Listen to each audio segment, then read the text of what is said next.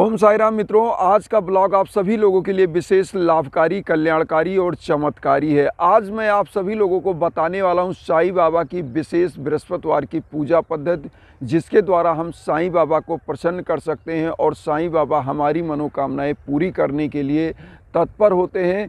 क्योंकि कलयुग के एकमात्र ऐसे संत हैं, एक ऐसे गुरु हैं साईं बाबा, जो साक्षात आपकी मनोकामनाएं पूरी करने के लिए तत्पर होकर के आपके सम्मुख प्रकट होते हैं। जो अदृश्य रूप में जो आप चाहते हो वो बाबा आपको प्रदान करते हैं। बहुत सारे साईं भक्त ये शिकायत करते हैं कि बाबा मेरी मनोकामनाएं पूरी नहीं कर रहे हैं, मैं इतना पूजा किया, ये उपाय किया, लेकिन आज मैं आप सभी लोगों को बताना चाहता हूँ कि गुरुवार की पूजा जो बाबा की है वो क्यों करनी चाहिए और कैसे बाबा आपकी जो रुकी हुई मनोकामनाएं हैं, जो अधूरी मनोकामनाएं, कैसे बाबा पूरी करने के लिए साक्षात आपके सम्मुख उपस्थित होंगे अदृश्य रूप में, जो आपकी मनोकामनाएं पूरी होती जाएंगी। तो आप ध्यान से सुनिए मित्रों, करना क्या है। आप बृहस्पतिवार को किसी भी दिन अपने घर में साईं बाबा को पीले आसन पर प्रतिष्ठित करिए और उस पर जब उनकी स्थापना कर दीजिए, फिर खुद नहा धोकर तिलक चंदन करके बाबा की उदी का और उसके बाद पीले आसन पर खुद बैठ जाइए, मन में आस्था और श्रद्धा रख करके, क्योंकि बाबा आस्था और श्रद्धा ही देखते हैं। और आपको करना क्या है, बाबा का ध्यान पीला पुष्प ले करके ही करना है। क्योंकि जो मैं अभी आपको बता रहा था कि बृहस्पतिवार को ही बाबा की पूजा क्यों करनी चाहिए। बृहस्पति का मतलब होता है गुरु, और गुरु क्या है, जो आपके जीवन को मार्गदर्शन देता है। आपके जीवन में जो अंधकार है उस अंधकार को छाट के, खटा करके और आपको प्रकाश की तरफ ले जाता है, वही गुरु होता है। और गुरु का मीन्स होता है बड़ा। जो बड़ा मीन्स वो है जो आपके जीवन को संचालित करता है। तो गुरुवार को ही गुरु की पूजा होती है, मतलब बृहस्पतिवार को ही गुरु की पूजा होती है। और साईं बाबा एक ऐसे गुरु है जो आपके जीवन को चमत्कारिक रूप से आगे बढ़ाते हैं, जीवन में जो अंधकार है उसको छांट के प्रकाश की ओर ले जाते हैं। तो मैं बता रहा था कि जब आप नहा धो लीजिए, पीले आसन पर बाबा को स्थापित करिए, खुद पीले आसन पर बैठ जाइए, पीला पुष्प लेकर बाबा का ध्यान करिए और बाबा का 108 बार ओम श्री साई नाथाय नमः का जाप करिए। और कुछ अक्षत ले लीजिए, पीला अक्षत लीजिए और उसमें थोड़ी सी बाबा की उदी लगाइए और उसी अक्षत से अपने माथे पर तिलक करिए। और तिलक करने के बाद आप उस अक्षत को जो बच जाए उसको एक पीले कपड़े में बांध दीजिए। बांधने के बाद इस अक्षत का मैं कमाल बता रहा हूँ, चमत्कार बता रहा हूँ क्या होगा। इस अक्षत को आप क्या करिए, आपको ये बृहस्पतिवार मान लीजिए आप डेली आराधना बाबा की करते हैं, आप उस अक्षत को क्या करिए, जिस दिन बाबा की स्थापना करिए उसी दिन इस अक्षत को निकालना है और एक पीले कपड़े में बांध देना है। पीले कपड़े में बांध करके बाबा की पूजा करके सब कुछ करके आपको एक घी का दीपक जलाइए और कुछ अगरबत्ती जला करके बाबा की आरती करिए। और डेली की पूजा में मैं आप लोगों को बता दूं क्या होनी चाहिए बृहस्पतिवार की पूजा में। बृहस्पतिवार की पूजा में आपको बाबा के सम्मुख सबसे पहले साईं चालीसा, साईं बावनी, साईं सच्चरित्र का अगर एक पाठ कर सके तो बहुत अच्छा है। उसके बाद आपको करना है साईं बाबा का 11 वचन, क्योंकि बाबा अपने जीवन काल में खुद इस 11 वचन को बोले थे और बाबा के द्वारा ये 11 वचन जो कहा गया है वो समझ सकते हैं। बाबा ने खुद कहा था कि मुझे सदा जीवित ही जानो, अनुभव करो सत्य पहचानो। तो बाबा कहते हैं कि मेरी शरीर भले समाधि में चली गई, लेकिन आप मुझे हमेशा जीवित समझिए।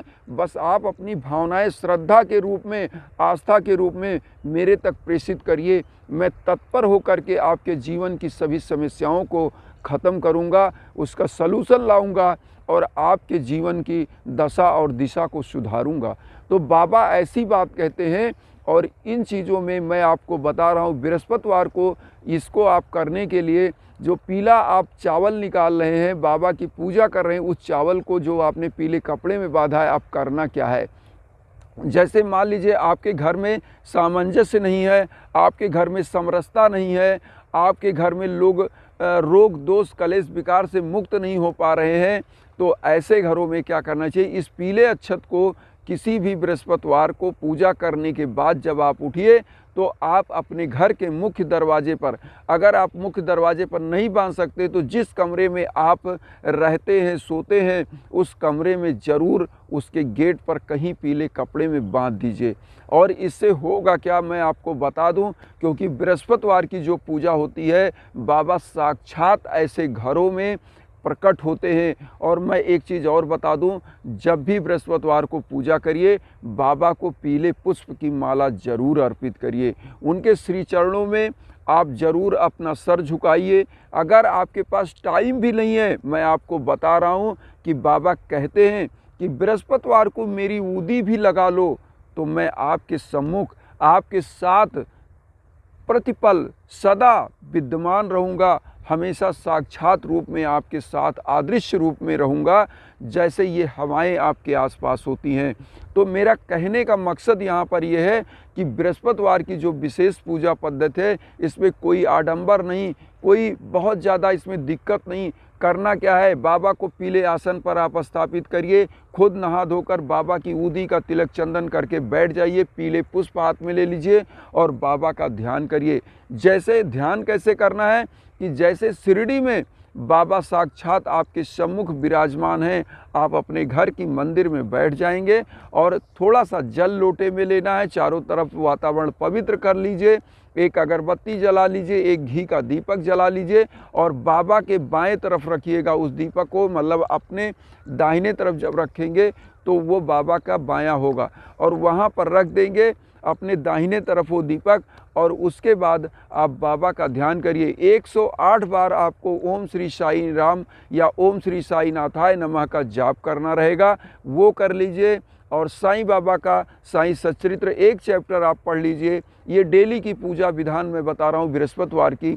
और उसके बाद आपको साईं बावनी, साईं चालीसा, 11 वचन और आरती लास्ट में करिएगा, क्योंकि बाबा अपने जीवन में, अपने जीवन काल में ही सगुणों उपासना का जो है उन्होंने दे दिया था आज्ञा, और लोग मांग कर रहे थे कि बाबा मैं आपकी आरती करना चाहता हूँ, सेवा भाव करना चाहता हूँ। पहले तो बाबा तैयार नहीं थे, लेकिन बाबा ने खुद आरती के लिए फिर तैयार हो गए। जब लोगों का आग्रह हुआ तो बाबा आरती से बहुत प्रसन्न होते हैं, इसलिए बाबा की आरती ज़रूर करनी चाहिए।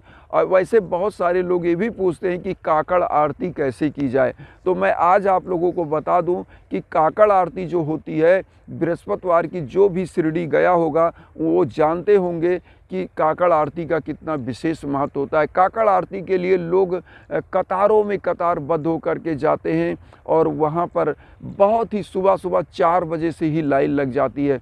और काकड़ आरती तो बहुत ही चमत्कारिक भी मानी जाती है, क्योंकि अगर आप घर में ही 4 बजे नहा धो करके तिलक चंदन करके और बाबा की काकड़ आरती विशेष पद्धति से करते हैं, एक किताब आती है वो किताब ले लीजिए, या और कहीं से जहाँ से भी आपको सोर्स मिल सके काकड़ आरती का वो ले लीजिए और काकड़ आरती भी आप कर सकते हैं बृहस्पतिवार को। बाबा इससे भी बहुत प्रसन्न होते हैं। तो आप लोगों को कोई विशेष पूजा पद्धति में बहुत दिक्कत नहीं है, आप जो भी आरती कर सकते हैं वही करिए, लेकिन बाबा को प्रसन्न करने के लिए आस्था बहुत ज़रूरी है।